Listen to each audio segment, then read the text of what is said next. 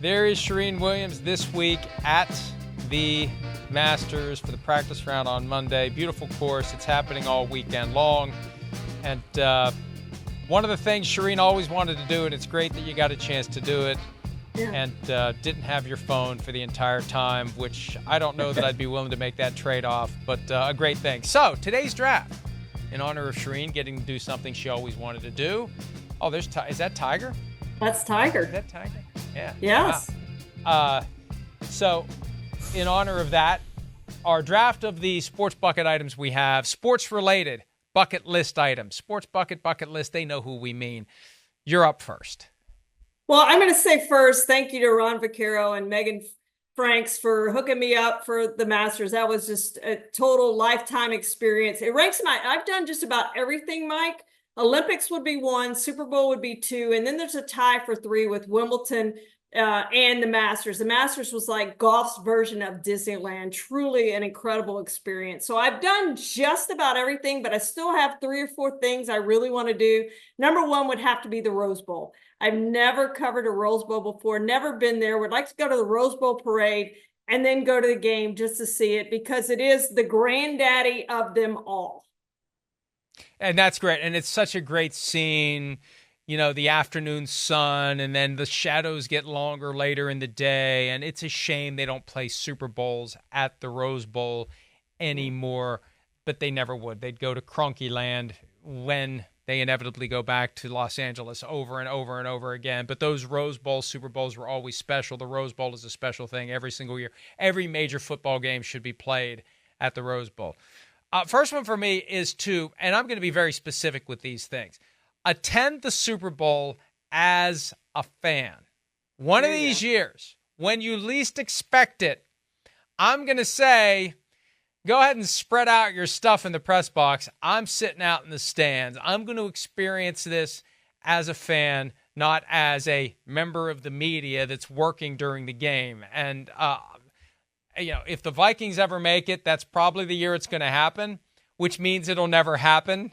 You know, anytime I said to my wife, hey, if the Vikings win the Super Bowl, I'm going to get a tattoo. Do you have a problem with that? No, I don't have a problem with that, because they're never going to win the Super Bowl. I mean, that's always her. Anything that is tied to that, it's fine. You can do it because they're never going to win. So that would be attend the Super Bowl as a fan. That's my first one.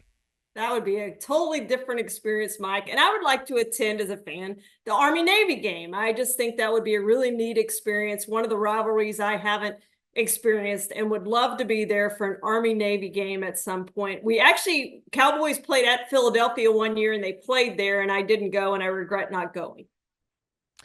Next one for me, and this is a nod to my dad, who took me to a lot of boxing matches when I was a kid. He took me to boxing. He took me to wrestling. I would want to sit ringside at a big-time boxing match.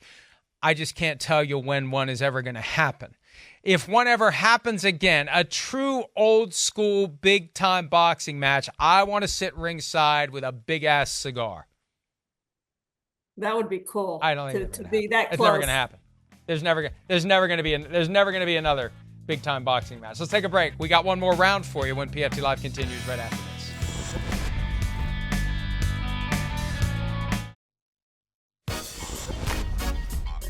Wrapping up this Friday edition of PFT Live with the final round of our all-time sports-related bucket list items. Charean, what do you have for me?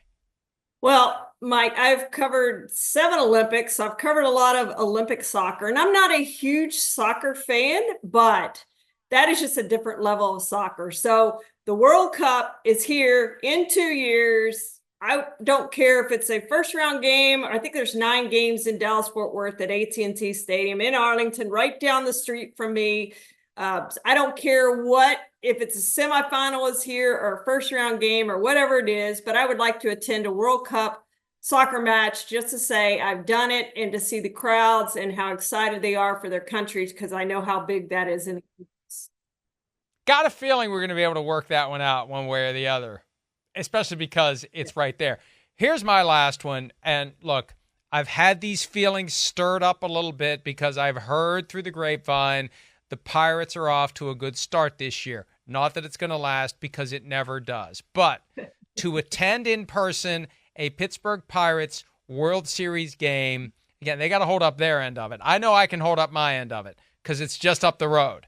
But that's it for me. And I would probably get caught up in it at that point and attend every single one of them home and away if they ever get back to another World Series. And yes, I am a fair weather fan. I'm sorry I did not stick with them through 30 years of crap, but it has been 30 plus years of crap since they lost the 1992 NLCS Game 7. Sid Bream beating out a routine hit from second base. Derek Bond's not throwing him out. I'm still upset about it 32 years later. Hi, it's Mike Florio. Thanks for watching PFT on YouTube. Hit subscribe for the latest news and analysis from Pro Football Talk.